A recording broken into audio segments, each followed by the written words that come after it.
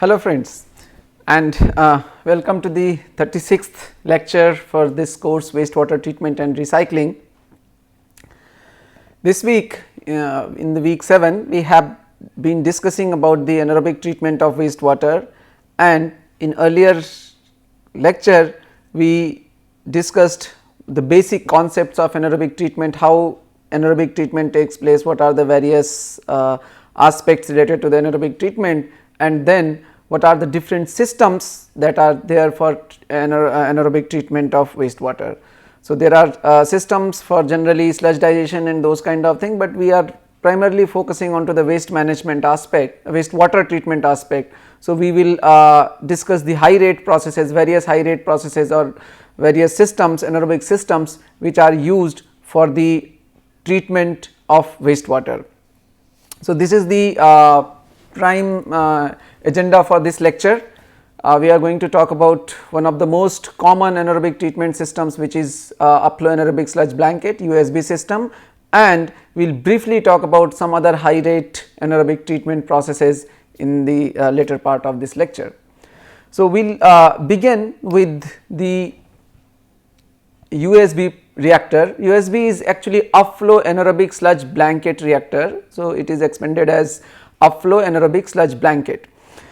It was developed in 1970s by Professor G. Lettinga in the Netherlands, and it is actually have been immensely popular for the treatment of industrial wastewater, though the treatment of domestic wastewater is also being done with UASB reactor at quite a few places now. Initially it was not that popular, but it is slowly getting popularized in the for the treatment of municipal wastewater as well, but in the industrial sector it is quite extensively used for industrial wastewater treatment. Overall, if we look at all the anaerobic treatment systems, the UASB is by far the most popular anaerobic treatment system across the world. So, that is the most popular anaerobic treatment system. It is actually just single tank process. So, what we have eventually is a single tank like this, okay, or and all the treatment processes, there are various steps as we were discussing the various steps for anaerobic treatment. So, all those things are actually achieved within this tank itself. So, this tank takes care of all such steps and processes. Now, we have already talked about what are the various reactions that takes place in an anaerobic system. Same thing happens in the UASB reactor as well, but this reactor is kind of virtually compartmentalized into various zones. There is no as such clear cut separation between the zones, but ideally if we see, so there are various zones or various compartments, various components of a UASB reactor. So, the first thing is when the water, it is upflow anaerobic reactor. So, the flow direction or regime of the flow is up. So, the influent is given from the bottom. Okay. So, there would be an influent line in the bottom which eventually will bring the influent. Now, this influent line put the water in the bottom or base of the reactor, and from there we put some mechanism for the uniform distribution of the flow. So, the first zone or first part, it may not be called as a zone as such, but it is first part of the reactor where this influent section, where the influent is uniformly distributed across the bed. So, if let us say you have a UASB reactor of this kind and I am putting a influent pipe like this. So, if we do not do anything, maybe I can put a plate over here, perforated plate, which allows then effluent to walk to move through all these perforations, okay. Or the alternate is that I have like the main influent line is coming, and then I have several distribution of this influent line. So, some leaving influent here, some leaving influent here, some leaving influent here, some leaving here, some other line leaving influent here. So, I may have that way various lines, various sub channels which discharge which put the effluent at the different part of this reactor and that is how this influent is distributed within the reactor. So, that is the inlet zone, which is about the which kind of distributes or is attempt to uniformly distribute the influent, and then the water enters into the next zone, which is called sludge blanket zone or reaction zone. So, that is the next zone where the granular biomass stays. So, it holds this granular biomass, and also it allows biochemical reactions to take place in this, because here is the biomass and your influent is reaching to this zone. So, what happens that your substrate in the influent gets an opportunity to interact with the biomass, and the bacteria or anaerobic bacteria who are present in this degrade and decompose that substrate or that organic matter in this zone only. So, this becomes your reaction zone as well. So, this is called either reaction zone or sludge blanket. Okay. So, that is the next part of this. Then we have a settling zone or clarifier zone in the reactor. So, upper part, what happens that when the decomposition takes place here, water further moves up. Now, while it is moving up, it can carry some solids along with it, and as we discussed in the previous lectures of this week, that anaerobic decomposition essentially converts the organic matter into the biogas, and very little of sludge is formed.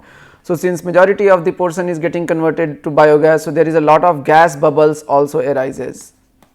So, these gas bubbles also lift up because of the nature of the gas. So, the gas bubbles go up, and the water, because it is a flow, so there is a hydraulic thrust, and that takes the water up in the reactor. So, water is moving up, gas is moving up, and along with gas we may have certain solids attached here. So, they may also move up.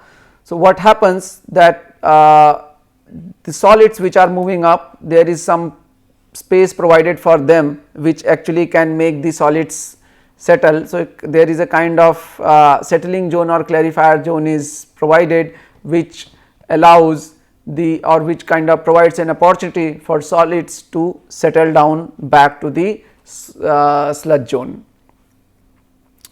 And what then the thing which is actually moving from here goes to GLSS, which is gas liquid solid separator, which separates these three phases. The gas, liquid and solid phase are separated.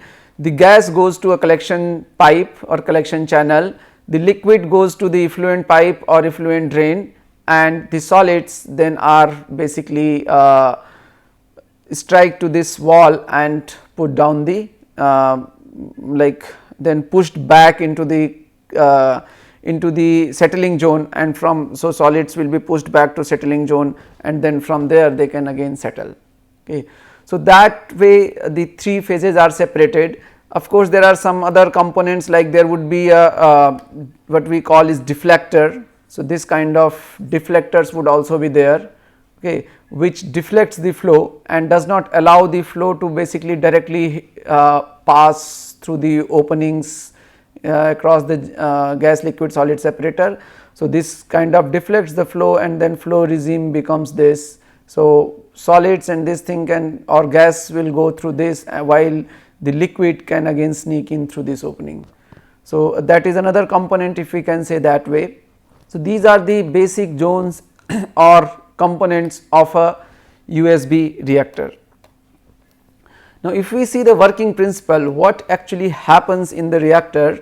So, it is essentially an anaerobic degradation process, anaerobic decomposition process. Now, what happens that when the wastewater is entering from the bottom, okay, that is the first step as we discussed. So, wastewater enters from the bottom and moves up. So, there is an upflow, the water actually moving in the upward direction. So, there is a upflow in the reactor, water entering from the bottom.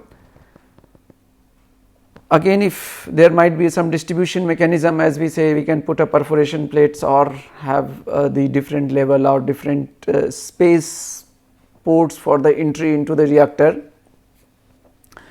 Then the wastewater flows through this sludge zone or a sludge blanket. Okay.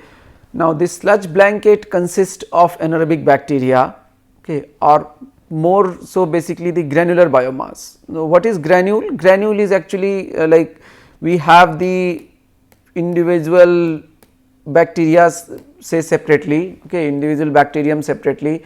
Now, since their mass is very little, okay, it is very difficult, they are of the order of say 1 micron typical size of the bacteria. So, size is small, mass is small, and that is why they have very poor settling characteristic, and particularly in a reactor like upflow reactor. So, what happens that your biomass or the sludge, if it is independent or if it is individual sludge.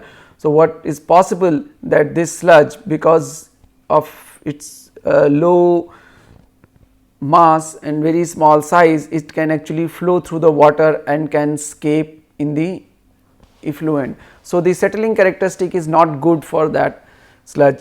What is rather preferred in a UASB reactor, in which actually happens also when we have significant amount of organic loading, that these cells are there. So, there is agglomeration of various cells takes place. So, if, like quite a few cells agglomerate over there, okay, due to the growth and splitting on one another, okay, and due to the nature of the sludge bed. So, and there is a biofilm formation also takes place, although on the sludge mass itself. So, that way we get what we call is granules. So, granules are basically agglomerate of biomass, okay, and since they are bigger in size, so they have very good settling characteristic. Once the granules are formed, the sludge retention improves because sludge washout will reduce. If there are individual cells or there are ungranulated biomass in the system, so because of their low settling characteristic or low mass, smaller size, they tend to flow, they tend to basically get washed out along with the water. So, that sludge washout is a major problem, particularly in the when you have low organic content coming into the system. So, you do not generate that much of sludge anyway, and the mass of the sludge which is generated or the cells which is being produced are also not that great. So, they are not that solid or they are not that compacted, the granule formation does not take place. But in a high strength wastewater, when you have significant amount of organic matter available, the bacteria grow in relatively larger number and they interact, attach, forms granule, and that actually enhances the retention of the sludge in the reactor, which is an important aspect, important phenomena for the treatment of wastewater. So, this sludge retention is ensured within the reactor, okay, and that is helpful in a way because we can retain the sludge. So, this is where like the sludge bed that we have typically. So, in sludge bed what these biomass or granule or anaerobic bacteria or the sludge granules are retained there, and then when the wastewater flows through that, so all the like different processes of the anaerobic decomposition, so your hydrolysis, acetogenesis and methanogenesis, all will take place in this zone. So, as we were just discussing in the previous slide, so this is your reaction zone and the reaction takes place in this zone itself.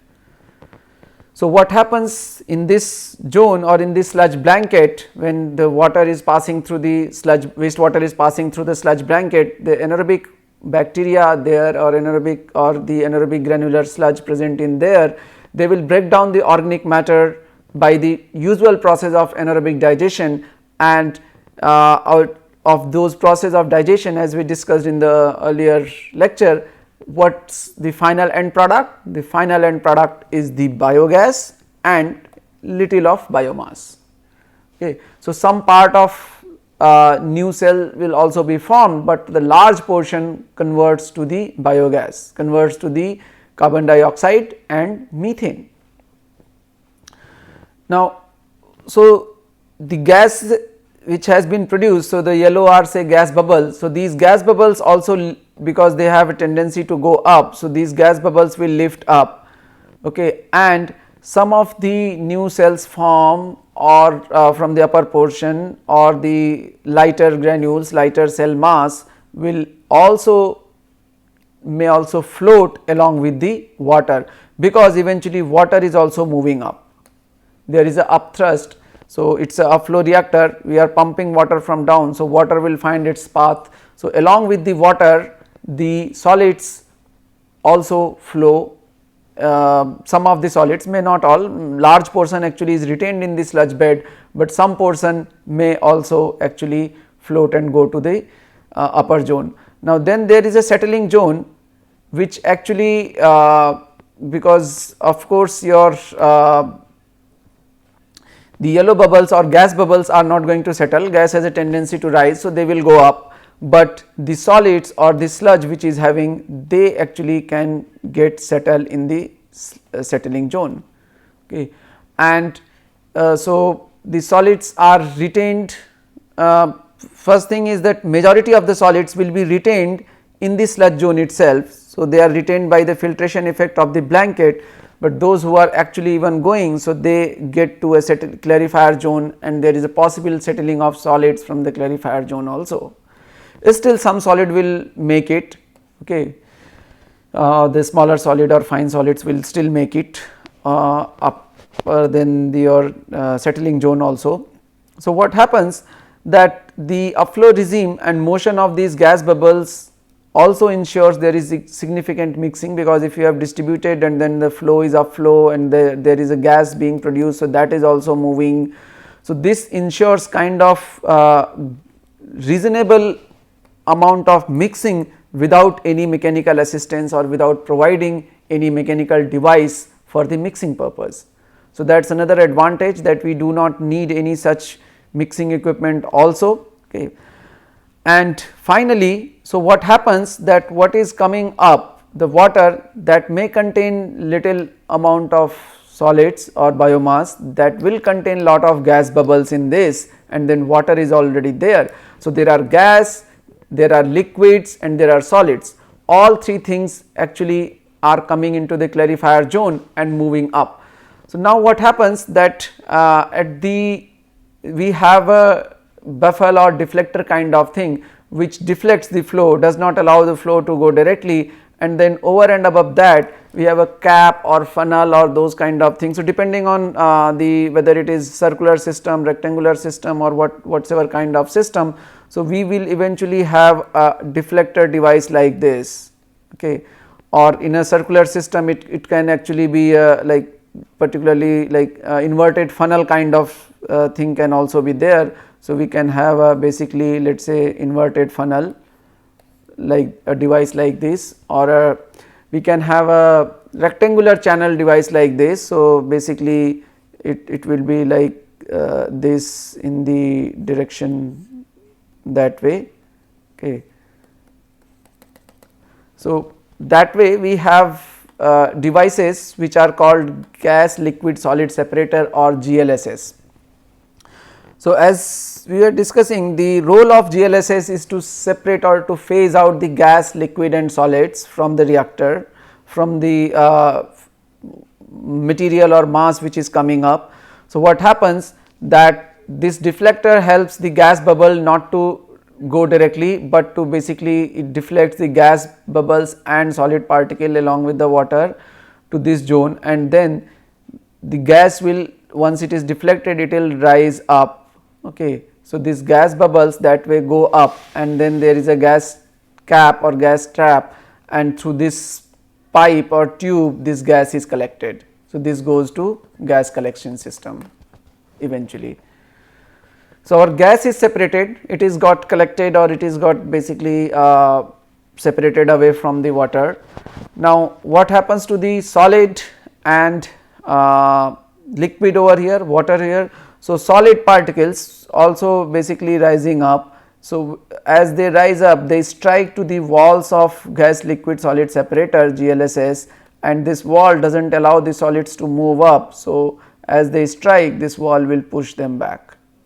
So, they are pushed back again to settling zone, and they come back to the clarifier or settling zone and again try to get settled. So, that improves the washout of solids as well, the GLSS, and able to separate solids that way, and water will eventually find its path through these openings and come to the effluent section, from where we collect the overflow is collected in a weir and that eventually goes to the effluent system. So, this is how the UASB reactor works. Okay, this is what is the working principle of a typical UASB reactor. Now, if we see the various design criteria, okay, so the design criteria again, there is reactor configuration, it can be rectangular or circular. If we see the physical parameters over here, so it can be rectangular or circular. Okay, rectangular shape is generally preferred. The depth is 4.5 to 5 meter for sewage treatment. The width to diameter is the inlet length of the laterals are around 10 to 12 meter. Okay. Length could be as necessary. Okay. It is inlet feed is generally gravity feed from the top for municipal sewage. Okay. For many other this thing, but UASB is generally bottom fed. So, because it is an upflow system. Then sludge blanket depth is 2 to 2.5 meter. The deflector and GLSS is basically can be kind of gas hood of slope 60 degree, which forms this GLSS. There is a settler compartment which could be 2 to 2.5 meter depth. The surface overflow rate could be 20 to 28 meter cube per meter square per day at peak flows. If we see the process design parameters for typical UASBs treating municipal sewage having BOD of the range of 2 to 300, generally this minimum 250 or 200 BOD is must for operation of UASB reactor, higher is preferred. Okay. So, the HRT needs 8 to 10 hour. If your BOD load is higher, you can go for a lower HRT. The sludge retention time is 30 to 50 days, okay, or even more. The sludge blanket concentration is 15 to 30 kg VSS per meter cube.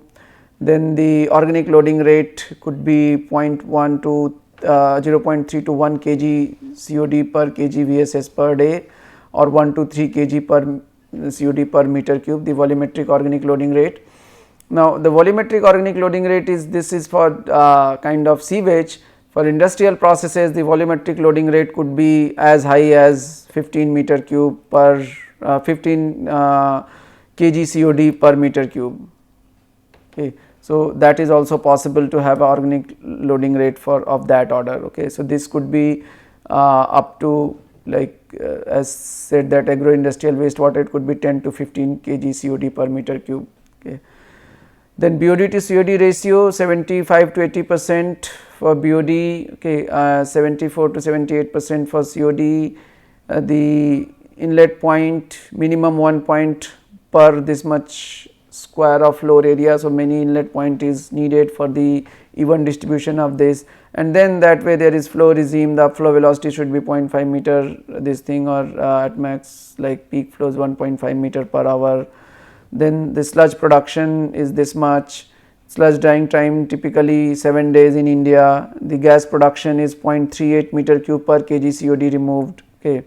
This is the theoretical, actual would vary 0.1 to 0.3 meter cube per kg per meter cube per kg COD removed.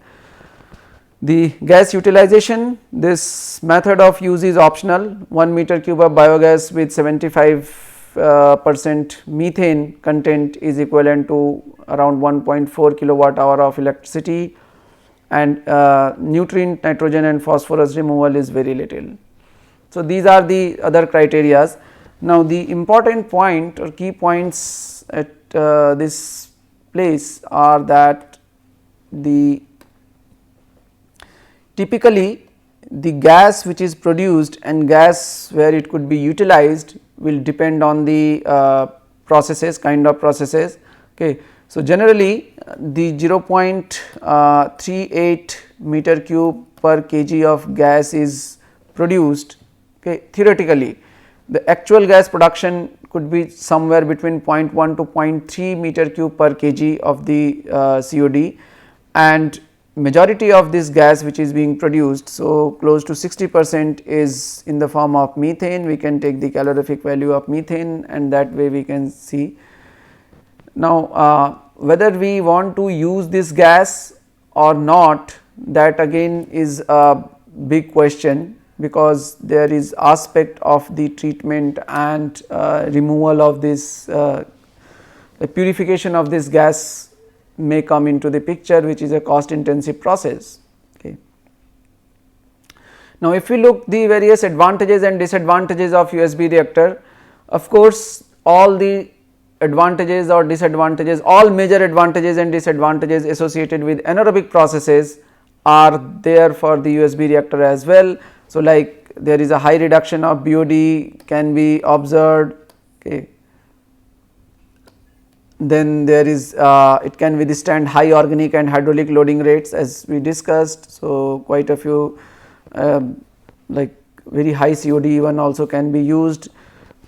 Low sludge production, so there is like desludging requirement is pretty infrequent.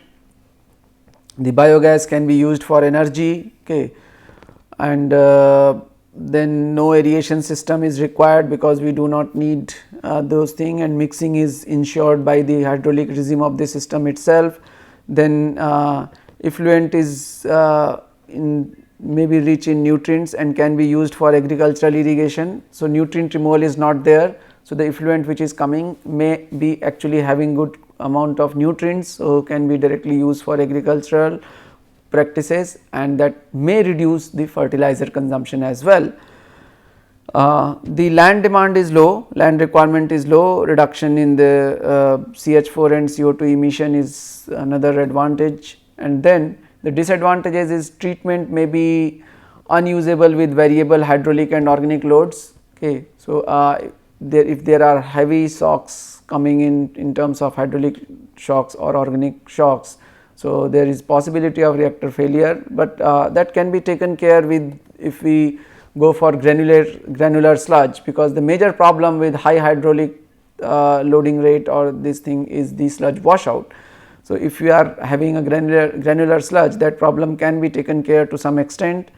Then it requires operation and maintenance by skilled personnel, the long startup time to work at full capacity. So, generally as we discussed for usual anaerobic processes, the UASB also has a long startup time, but if we seed the reactor with good granulated sludge to begin with, we can reduce that startup time as well. So, then there is a possibility of improvement over here. Then a constant source of electricity is required for the pumping. Not all parts and materials may be locally available, then it may require expert design and this construction. The effluent and sludge require further treatment or appropriate discharge. So, because the efficiency if not that great, so then it may it may require further treatment. Okay. And generally not adopted for cold region, because as we discussed that it is the mesophilic bacteria which works best in that range. So, if we are working in a colder climate, the mesophilic bacteria may not be that efficient and may not be that effective in treating and managing that sludge and managing that treatment procedure. So, that way we may further see the loss in the removal efficiency or loss in the performance of the reactor. So, that is why it is not generally adopted or generally recommended for colder regions.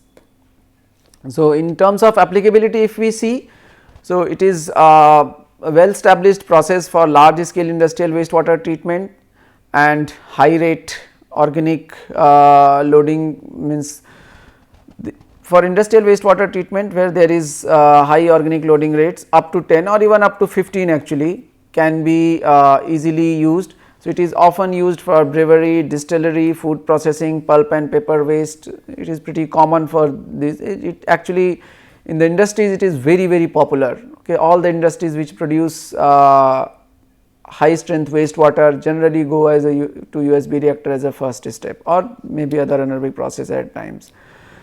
Then the application to domestic sewage is also getting popular. Okay, it is particularly adopted for densely populated urban area as it has low land requirement. Okay, where the influent is of low strength or where it contains too many solid proteins or fats, the reactor may not work properly.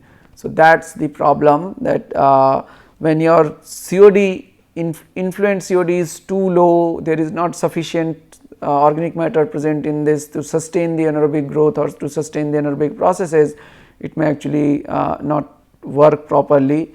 Okay. The too many solids or kind of proteins or fats, the complex organic matter may also give some problem at time, and it is not appropriate for small or rural communities with a without a basically constant water supply or electricity. So, because we need to pump the water continuously into the system, and we need to kind of for that purpose we need regular electricity also. The consumption is low, but requirement is there because it is a flow reactor, so we will have to pump it there. Okay.